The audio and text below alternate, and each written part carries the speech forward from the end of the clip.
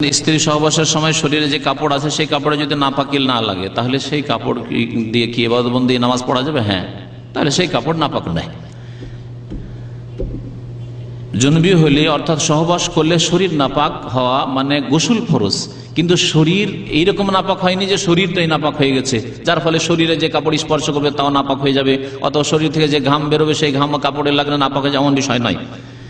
এই জন্য নবী সাল্লাল্লাহু আলাইহি ওয়াসাল্লাম বলেছেন যে ইন্নাল মুসলিমা লা ইয়ানজুস, মুসলিম নাপাক হয় না, তাহলে মুসলিমের শরীর নাপাক নয়, হুকুম তার হচ্ছে নাপাক, সেই জন্য তাকে গোসল করতে হবে। একটা প্রশ্ন আছে যে বিয়েতে মেয়েকে যে রেজিস্ট্রি বইতে স্বাক্ষর করতে হয় তাকে ঠিক স্বাক্ষরের বিষয়টি যদি শরীয়ত সম্মত এরকম করে যে মেয়ের বাবা স্বাক্ষর করলো তাহলে যথেষ্ট, কিন্তু যদি আইন বাধ্য করে, হয়তো আইন এইরকম করা আছে যে মেয়েকে স্বাক্ষর করতে হবে, তাহলে কোনো অসুবিধা নাই, এটা কবুল নাই, কবুল করলাম এই বিদাত বলা হইল না, স্বাক্ষর করলো। কিন্তু এর চাইতে ভালো যদি আইন এরকম থাকে মুসলিম দেশের বা মুসলিম পার্সোনাল ল, মুসলিম দেশে মুসলিম পার্সোনাল ল, ভারতীয় মুসলিম পার্সোনাল বিবাহ শাদী তালাক আর মিরাসের আইনকে মুসলিম পার্সোনাল ল মুসলিম দেশেও বলা হয়, তো এগুলি আইন শরীয়ত মোতাবেক হওয়া উচিত। সেটা হচ্ছে যে মেয়ের অভিভাবক যে সে স্বাক্ষর করবে, আর যেই ব্যক্তি কবুল করলো ছেলে বর সে স্বাক্ষর করবে। আল্লাহু আলাম। পাত্রের অবর্তমানে পাত্রী ও গার্জিয়ানের উপস্থিতিতে বিবাহ সম্পন্ন হবে?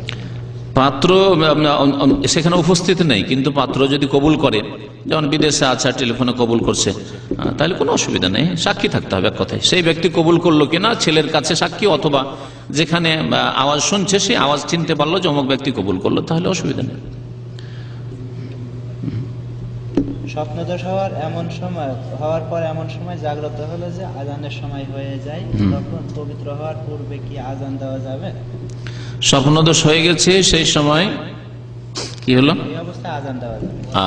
ওই সময় জাগলো, স্বপ্নদোষ হয়েছে, আজান হয়ে গেল, ওই সময় আজান দেওয়া যাবে কিনা? আজান দিলে তো মসজিদে ঢুকতে হবে, আর মসজিদে অবস্থান, ওই মনে নাই যে অতিক্রম হইলো, অবস্থান হয়ে যাচ্ছে না, গোসল করে আসবে, অন্য কাউকে এই দায়িত্ব দিয়ে দেবে যে ভাই আজানটা দিয়ে দাও, আছে আল্লাহর মেলা বান্দা আছে, ব্যবস্থা আছে।